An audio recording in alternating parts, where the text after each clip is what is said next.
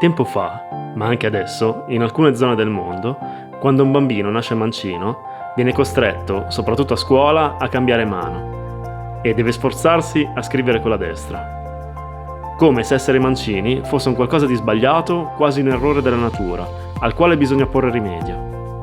Se ci pensate, in inglese right significa destra, ma anche giusto, ed è così anche in altre lingue. Addirittura, nel Medioevo, i mancini erano considerati aiutanti del diavolo, e ancora oggi, ad esempio in alcuni paesi arabi e in India, non si può toccare il cibo, ma nemmeno il piatto, con la sinistra, perché è considerata proprio la mano del demonio. Circa 1/10 della popolazione è mancina, ed è così da migliaia di anni, e lo sappiamo con certezza, visti i reperti archeologici che sono stati rinvenuti. Ma essere mancini non è una scelta. Lo si può notare anche dalle ecografie che vengono fatte alle donne in gravidanza, che mostrano il feto mentre si succhia sempre un dito piuttosto che l'altro. Quindi è una questione di genetica? Scopriamolo insieme.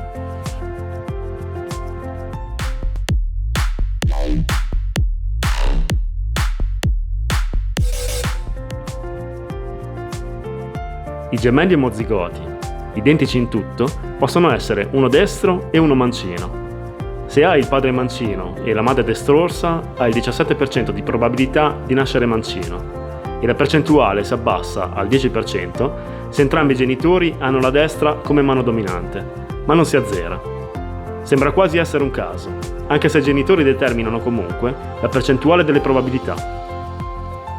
Ma ci sarà un motivo per il quale questa percentuale di mancini si è mantenuta nel corso dell'evoluzione, no? Abbiamo perso quasi del tutto i peli che ricoprivano il nostro corpo. Ci siamo messi in posizione eretta, insomma, ci siamo modificati. Ma il mancinismo c'era ed è rimasto. Essere mancini risulta utile nelle attività che prevedono un avversario, ad esempio la boxe, la lotta o gli sport agonistici. E questo per una specie di effetto sorpresa, come lo chiamano gli scienziati. Il mancino è abituato ad avere a che fare con avversari destri, ma il contrario è meno probabile.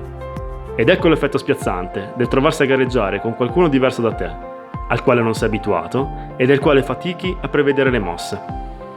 Se la vita fosse fatta solo di lotta e competizione, i mancini avrebbero sicuramente la meglio, e la selezione naturale farebbe sì che nel tempo diventerebbero la maggioranza.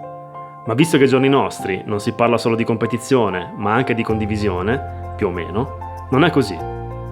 Ad esempio, nel golf, dove l'avversario non è così importante, ma sono importanti le proprie abilità, solo il 4% ha la sinistra come mano dominante. Gli attrezzi e gli strumenti sono stati progettati per i destrorsi, e quindi la minoranza ha meno possibilità di allenarsi, e comunque di abituarsi ad utilizzarli, e infatti è più soggetta ad incidenti. Tenendo presente queste ultime considerazioni, dovrebbe essere la minoranza che nel tempo scompare per selezione naturale. E allora perché in queste migliaia di anni i mancini non si sono estinti e anzi mantengono la loro percentuale convivendo tranquillamente con la maggioranza? Da cosa è dovuto? Da un equilibrio tra cooperazione e competitività. Gli ultimi studi evidenziano come ci sia una correlazione tra midollo spinale e lateralizzazione, cioè predominanza di una parte rispetto all'altra. Analizzando i geni del midollo spinale tra la 6ª e la 12ª settimana di gravidanza, hanno trovato differenze tra destra e sinistra proprio nei segmenti di midollo che controllano il movimento di braccia e gambe. Sembrerebbe già tutto scritto, quindi. Vediamo qualche caratteristica dei mancini. Sembrano avere un maggior rischio di soffrire di dislessia, disturbi dell'attenzione e iperattività, ma sono fortunati per quel che riguarda la salute del resto del corpo. Ad esempio, soffrono molto meno di ulcere e artriti. Si arrabbiano più facilmente e fanno più fatica a gestire le emozioni. Si imbarazzano più spesso e sono timidi. Sono molto più creativi perché sono portati a esplorare sempre diverse soluzioni alternative e pensano molto velocemente. Solitamente lavorano nel mondo dell'arte, della musica, cinema, informatica e sport. Ma le paghe dei destrorsi, secondo uno studio, superano del 10% quelle dei mancini. Infine, se siete mancini e non lo sapevate, c'è un giorno dedicato a voi, il 13 agosto, nel quale si festeggia questo essere un po' speciali.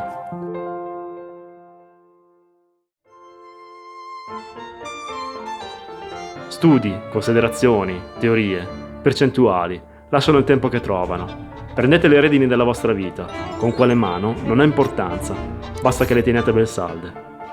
E voi siete mancini o destrorsi? Fatecelo sapere nei commenti. E iscrivetevi al canale per non perdervi altri video. Io vi saluto e vi ringrazio per averci seguito.